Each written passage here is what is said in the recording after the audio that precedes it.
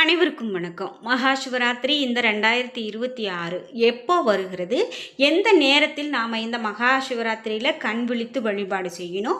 இது மட்டும் இல்லாமல் இந்த மகா சிவராத்திரியை முன்னிட்டு ஒவ்வொரு ராசிக்காரங்களுக்கும் மிக பெரும் மாற்றத்தை ஏற்படுத்த போகிறது அப்படின்னு சொல்கிறாங்க. அதெல்லாம் என்ன அப்படிங்கிறத நம்ம இந்த வீடியோவில் பார்க்கலாம். மகா சிவராத்திரி அப்படின்னு பார்த்தீங்கன்னா இந்த திருவிழா ஒவ்வொரு வருஷமுமே தமிழ் பஞ்சாங்கத்தின்படி மாசி மாதத்தின் கிருஷ்ணபட்ச சதுர்த்திதியில் கொண்டாடப்படுது. அதாவது மாசி மாதம் அமாவாசைக்கு முந்தைய நாள் தான் இந்த மகா சிவராத்திரி வரும். இந்த நாளில் தான் சிவபெருமானுக்கும் பார்வதி தேவிக்கும் தெய்வீக திருமணம் நடந்ததாக சொல்லப்படுது. இந்த நாளில் சிவ பக்தர்கள் விரதம் இருந்து அபிஷேகம் செய்து இரவு முழுவதும் கண் விழித்திருந்து சிவனை தியானிக்கிறாங்க. மகா சிவராத்திரி இரவில் பூஜை மற்றும் ஜபம் செய்வதால் பாவங்கள் நீங்கும், விரும்பிய பலன் கிடைக்கும், வாழ்க்கையில் அமைதி கிடைக்கும், மகிழ்ச்சி மற்றும் ஆன்மீக விழிப்புணர்வு கிடைக்கும் அப்படிங்கிறதெல்லாம் மிக பெரும் நம்பிக்கை. அந்த வகையில் இந்த மகா சிவராத்திரி அப்படின்னு பார்த்திங்கன்னா எந்த நேரத்தில் தொடங்குகிறது, நம்ம எப்படி வழிபாடு செய்யணும் அப்படிங்கிற எல்லா தகவலையும் நம்ம இந்த வீடியோவில் பார்த்து தெரிஞ்சுக்கலாம். வீடியோ உங்களுக்கு ரொம்ப பயனுள்ளதாக இருக்கும். கடைசி வரைக்கும் ஸ்கிப் பண்ணாமல் பாருங்கள். நீங்கள் இன்னும் உற்சாகம் டிவி சேனலை சப்ஸ்கிரைப் பண்ணாமல் இருந்தால் சப்ஸ்கிரைப் பண்ணிக்கோங்க. கூடவே இருக்க பெல் ஐக்கானை மறக்காமல் கிளிக் பண்ணிடுங்க. மறக்காமல் ஓம் நமச்சிவாய என்ற மந்திரத்தை கமெண்ட் பாக்ஸில் பதிவிட்டுருங்க. வாங்க வீடியோக்குள்ளே போகலாம். இந்த வீடியோ பார்த்துட்டு இருக்கக்கூடிய உங்களுக்கு வாழ்க்கையில் ரொம்பவே கஷ்டப்படுறீங்களா, வறுமையான நிலையில் இருக்கிற என்னால் நான் சம்பாதிக்கக்கூடிய காசை மீதி பண்ணவே முடியல, சேமிக்கவே முடியல, என் கைக்கு பணம் வர்றதும் போகிறதும் தெரியவே இல்லை அப்படின்னு சொல்லி ரொம்ப வருத்தப்படுறீங்களா? இந்த வீடியோக்கு கீழே டிஸ்கிரிப்ஷனில் வராகியம்மன் ஜோதிட நிலையத்தின் தொலைபேசி எண் கொடுத்துருக்கேன். அந்த எண்ணுக்கு தொடர்பு கொண்டு பேசி பாருங்கள். நிச்சயமாக உங்களுக்கு என்ன தோஷம் இருந்தாலும் தோஷ நிவர்த்தி செய்து தரப்படும். இதனால் உங்களுக்கு இருக்கக்கூடிய எல்லா கஷ்டங்களும் பிரச்சனைகளும் தீர்றதுக்கான ஒரு சிறப்பான வழியாக இது இருக்கும். நாம் இப்போது மகா சிவராத்திரி பற்றி பார்த்துட்ருக்கோம். இந்த 2026ஆம் ஆண்டில் மகா சிவராத்திரி பிப்ரவரி 15ஆம் தேதி ஞாயிற்றுக்கிழமை வந்திருக்குங்க.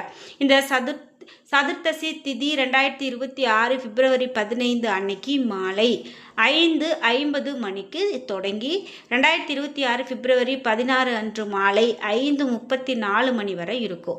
இந்த நாளினுடைய மிகவும் புனிதமான மற்றும் பூஜைக்கு ஏற்ற நேரமாக நிஷிதா கால பூஜை பிப்ரவரி 15 அன்னைக்கு இரவு 11:55 மணி முதல் பிப்ரவரி 16 அன்று இரவு 12:56 வரைக்கும் இருக்கும். இந்த நேரத்தில் சிவனுக்கு அபிஷேகம் செய்து மந்திரங்களை ஜெபிக்கிறதால அபரிவிதமான நன்மைகள் கிடைக்கும். மகா சிவராத்திரிக்கு அடுத்த நாள், அதாவது 2026 பிப்ரவரி 16 அன்று விரதத்தை காலை 6:42 மணி முதல் மதியம் 3:10 மணிக்குள்ளே நம்ம முடிக்கலாம் அப்படின்னு சொல்லியிருக்காங்க.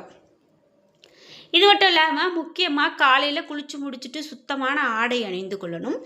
சிவலிங்கத்தை கங்கை நீரால் சுத்தம் செய்து பூஜை இடத்தை தயார் செய்யலாம். விளக்கேற்றி சிவபெருமான், பார்வதி தேவி, விநாயகர் மற்றும் நந்திதேவருக்கு பிரார்த்தனை செய்யலாம்.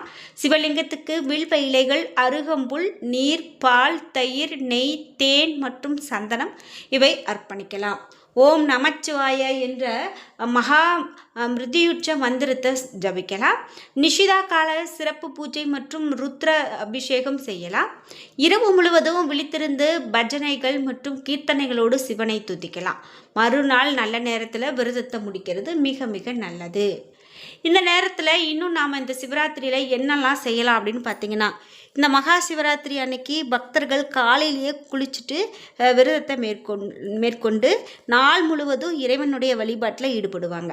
சிவலிங்கத்திற்கு கங்கை நீர், பால், தயிர், தேன், வில்வ இலைகள், ஊமத்தை, சந்தனம் மற்றும் அட்சதை ஆகியவற்றை அர்ப்பணிப்பது மிக மிக மங்களகரமானதாக பார்க்கப்படுது. இந்த நாளில் இரவு முழுவதும் நம்ம கண் விழித்திருந்து வழிபாடு செய்கிறது ரொம்பவே நல்லது. சரி, இந்த சிவராத்திரி அப்படின்னு பார்த்தீங்கன்னா திருக்கணித பஞ்சாங்கத்தின்படி அந்த மகா சிவராத்திரி ரொம்ப சிறப்பு வாய்ந்தது அப்படின்னு சொல்கிறாங்க. முக்கியமாக இந்த நாளில் 3 முக்கிய கிரகங்கள் தங்களுடைய நிலைகளை மாற்றுகிறது அப்படின்னும், செவ்வாய் அவிட்டம் நட்சத்திரத்திலும், சந்திரன் மகர ராசியிலும், புதன் புரட்டாதி நட்சத்திரத்திலும் சஞ்சாரம் செய்கிறாங்க. இந்த 3 கிரகங்களுடைய இயக்கம் 3 ராசிகளுக்கு நன்மைகளை வாரி வழங்க இருக்கிறது. அது குறித்து அப்படி என்னென்ன சொல்கிறாங்க அப்படிங்கிறத பார்க்கலாம். அதில் முக்கியமாக முதலாவதாக விருச்சிக ராசியை சொல்கிறாங்க. விருச்சிக ராசி அப்படின்னு பார்த்தீங்கன்னா மகா சிவராத்திரி நாளன்னைக்கு இருக்கக்கூடிய இந்த கிரக நிலைகள் விருச்சிக ராசிக்காரர்களுக்கு மன நிம்மதியை கொடுக்கக்கூடியதாக இருக்கும். அதனால் இனி வரக்கூடிய காலகட்டங்கள் அவர்களுக்கு ரொம்ப சிறப்பான ஒரு காலகட்டமாக இருக்க போகுது. கவலைகள் நீங்கக்கூடியதாகவும் வேலை தேடுறவங்களுக்கு நல்ல செய்தி கிடைக்கக்கூடியதாகவும் நிதிநிலை மேம்படக்கூடியதாகவும் இருக்க போகுது. செலவுகள் கட்டுக்குள்ள கண்டிப்பாக இருக்கும். உறவுகள் நிச்சயமாக வலுப்பெறும். காதல் உறவில் புரிதலும் நம்பிக்கையும் வளரக்கூடியதாகவும் ஆரோக்கியம் சீராக இருக்கக்கூடியதாகவும் விருச்சிக ராசிக்காரர்களுக்கு இருக்க போகுது. இதனால் வரைக்கும் ஆரோக்கிய பிரச்சனையால் ரொம்பவே நீங்கள் கஷ்டப்பட்டுட்டு இருந்தீங்க அப்படின்னா இனி வரக்கூடிய காலகட்டம் இந்த ஆரோக்கிய பிரச்சனைகள் எல்லாமே தீரும் அப்படின்னு சொல்லலாம். குறிப்பிட்டு மனக்கவலைகள் எல்லாமே உங்களுக்கு தீரக்கூடியதாக இருக்கும். அடுத்ததாக கடகம் ராசி. கடகராசிக்காரர்களுக்கு இனி வரக்கூடிய காலகட்டத்தில் என்ன மாதிரியான பலன்கள் இருக்க போகுது அப்படின்னு பார்த்தீங்கன்னா கடகராசிக்காரர்களுக்கு நல்ல பலன்களை தரக்கூடியதாக இருக்கும். திருமணம் ஆகாதவங்களுக்கு திருமண வரன்கள் நிச்சயமாக கைகூடக்கூடியதாக இருக்கும். அதே போல் திருமணமானவர்கள் உறவை வலுப்படுத்த அதிகமான வாய்ப்பு காணப்படுது. பிரிந்த தம்பதிகள் மீண்டும் இணைவதற்கான சூழல் உருவாகும். உடல் நலம் மேம்படக்கூடியதாகவும் நிதிநிலை சீராக இருக்கும். எதிர்பாராத பண வரவுக்கு வாய்ப்பு அதிகமாக இருக்கிறது அப்படின்னு சொல்லலாம். அதனால் உங்களுக்கு இருக்கக்கூடிய வறுமையெல்லாம் நீங்கி நிச்சயமாக செல்வ செழிப்போடு இருப்பீங்க அப்படின்னு சொல்லலாம். அடுத்ததாக துலாம் ராசி. துலாம் ராசிக்காரர்களுக்கு இந்த மகா சிவராத்திரி தொடங்கி நல்ல நாட்கள் தொடங்கும் அப்படின்னு சொல்லலாம். பணியிடத்தில் பாராட்டுகள் நிச்சயமாக கிடைக்கும். நீண்ட நாள் உழைப்புக்கான பலன்கள் உங்களுக்கு இனிமே கிடைக்க போகுது. குடும்பத்தில் சாதகமான மாற்றங்கள் ஏற்படும். உறவுகள் ஆரோக்கியமாக இருக்கும். குழந்தைகள் தொடர்பான பிரச்சனைகளுக்கு நிச்சயமாக உங்களுக்கு தீர்வு கிடைக்கும் அப்படின்னு சொல்லலாம்.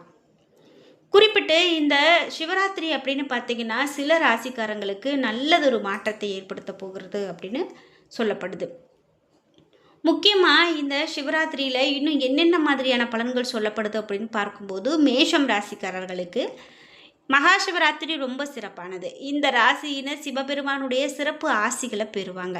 நிதி சிக்கல்கள் நீங்கும். நீண்ட கால உழைப்பு அப்படின்னு பார்த்தீங்கன்னா உங்களுக்கு சரியான ஒரு இலக்கை அடையக்கூடியதாக இருக்கும். மேஷராசிக்காரர்களுக்கு இந்த சிவராத்திரி ஒரு பொற்காலத்தினுடைய தொடக்கமாக கூட அமையலாம் அப்படின்னு சொல்லப்படுது. உங்களுடைய ராசியின் 10வது வீட்டில் மகாலட்சுமி யோகம் உருவாகிறதால தொழில் மற்றும் வேலை வாய்ப்புகளில் இதுவரை இருந்த முட்டுக்கட்டைகள் விலகும். நீண்ட நாட்களாக வராத கடன் கூட வந்து சேரக்கூடிய காலகட்டமாக இருக்கும். சிவராத்திரி அன்னைக்கு சிவபெருமானுக்கு இளநீர் அபிஷேகம் செய்கிறது உங்களுக்கு இரட்டிப்பு பலனை பெற்றுக் கொடுக்கக்கூடியதாக இருக்கும் அப்படின்னு சொல்லலாம்.